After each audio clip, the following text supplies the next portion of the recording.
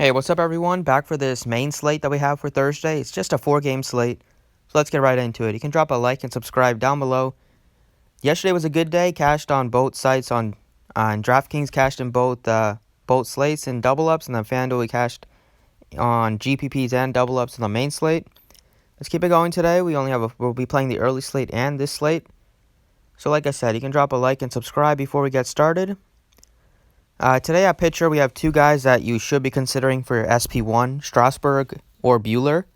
Strasburg gets to face the Marlins, but Strasburg also has not been in as great of form as Bueller has been. So Strasburg has a way better matchup against the Marlins, but Bueller has been the better player over the past month. Strasburg, I think, is still fine here, but we get a $2,000 savings for Bueller. I'll take a chance on him. He's at a really nice price tag, $8,900. You're getting a good discount off of him just because he's pitching in Coors. But the Rockies have a pretty low total for playing in Coors. It's under 5. And Bueller has just been phenomenal as of late. And if you saw the series against the Giants, you know that this Rockies team does strike out quite a bit. They're missing one of their best hitters in Trevor Story still. And against righties, there's nobody that really I'm scared of except for Blackman. Like against lefties, you worry about Arenado, and Desmond. But against righties, Blackman is the only guy that you should be kind of afraid if you're Bueller. Other than that, I think he can rack up strikeouts and have a decent game. The Dodgers are also heavily favored, so it gives him a good chance to get the win here. I'll definitely go with him at $8,900. Allows you to pay up for some more bats on the slate.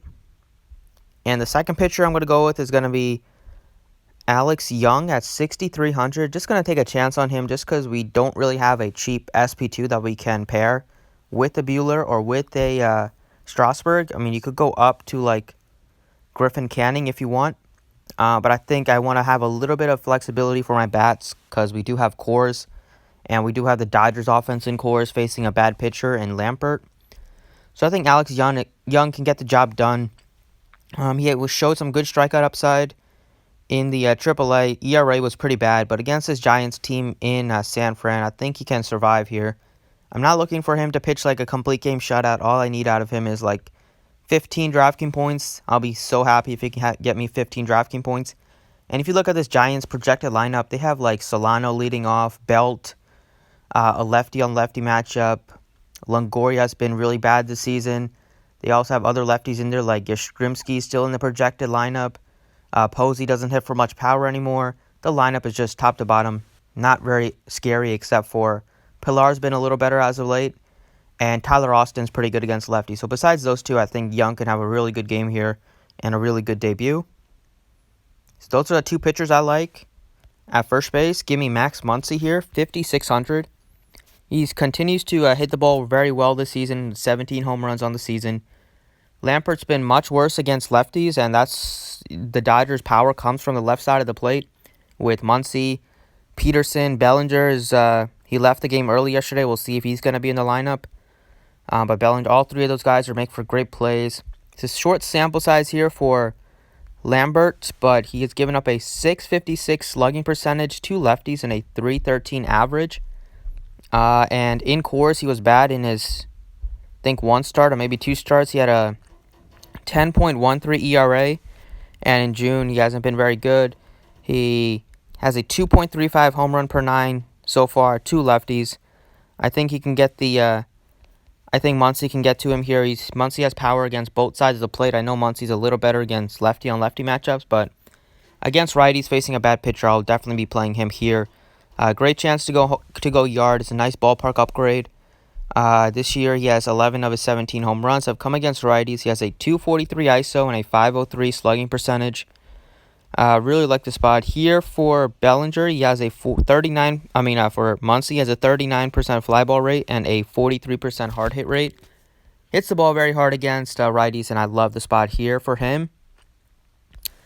Next up at third base or second base, I like Tommy La Stella today. He's only $4,400.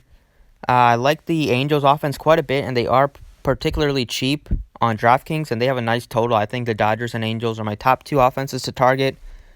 Tanner Anderson has not been very good. He was not very good in the minor leagues, and he's been okay. He's been surviving in the major leagues, but I think this low strikeout team in the Angels is going to get to him. He's been getting killed by lefties in his limited time. It's only 33 at-bats, but that's all we have to work with. He's given up a .533 slugging percentage and a .300 average. See if he pitched a little bit. Last season he pitched a little bit as well, so a little bigger sample size if you look at his career numbers. But still, lefties have done the most damage against him with a .319 average and a .511 slugging percentage. A guy like Stella, who's been absolutely mashing the baseball this season, something I never thought I would say. But he has been. If you look at the numbers, he's been consistent. He's still at a fair price tag given his production, and he's batting .316 against right-handed pitching, 13 home runs. He has a .235 ISO and a .551 slugging percentage and only a 9% strikeout rate. Feel like it's a good spot for him here, batting leadoff. In the outfield, I like a couple of options here. I'm gonna go with Shohei Otani here. Just the lefty facing Anderson. Just showed you the numbers for him. Played Otani yesterday, and he got me into the cash with a nice 20 DraftKings points. I think he can do the same thing tonight. He's just a really good hitter against right-handed pitching. He's been hitting the ball so well. Has for a lot of power. Has a crazy high ISO for his career against righties this year. He has a .224 ISO. If you look at his career numbers, they are pretty good against righties. .296 with an impressive .305 ISO. Really, really good numbers for Otani. Hits the ball very hard with a 47.2% hard hit rate. And he's pretty good both at home and on the road. But at home is where he's done most of his damage with the home runs. I like Otani quite a bit here at just 4,700.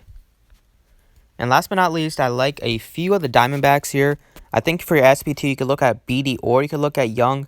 I went with Young just because the Diamondbacks offense is like 100 times better than this Giants offense that they're putting out. And we know Beede does struggle against lefties. And we have a nice cheap lefty here in David Peralta, who's only 4,200. A little too good of a hitter to be at this price tag. We really like the spot for him. We know Beede gets destroyed against lefties, and this Diamondbacks team can make him pay with guys like Peralta, with the switch hitter in Escobar, with Jake Lamb now that he's back. They do have a little bit of lefties like Dyson too. He's pretty cheap. And Beede's given up a .611 slugging this year to lefties and a .315 average. He has just a 16.9% K rate and a 6.04 xFIP to lefties this year. Feel like Peralta's in a really good spot, and if you look at his career numbers, same kind of deal. He's been getting hit pretty hard against lefties, has a 5.91 career xFIP against lefties. So love David Peralta here. He's only 4,200. So those are the 6 players I like. If you enjoyed the video, be sure to drop a like on it. Let's try to get 100 likes on the video. And I'll quickly just take you through some other games. It's only a 4-game slate. It's a pretty nice and easy slate. Don't have to do too much research on this one. Obviously, I'm not going to be playing any Marlins here against Strasburg. On the national side, I like some cheapies like Yan Gomes if he's going to be catching at 2,700. Matt Adams, I like him at 43. I like Brian Dozier as a cheap second baseman. And if you need a cheap outfielder, I don't mind Adam Eaton.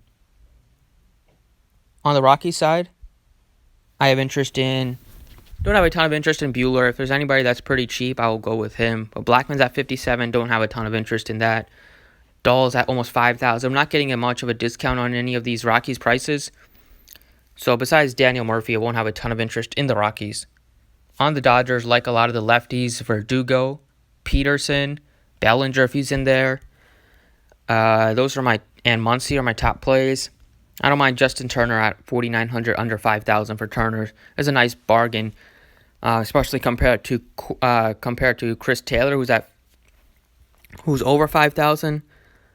He's at 5,300, so I think Turner's a little better value.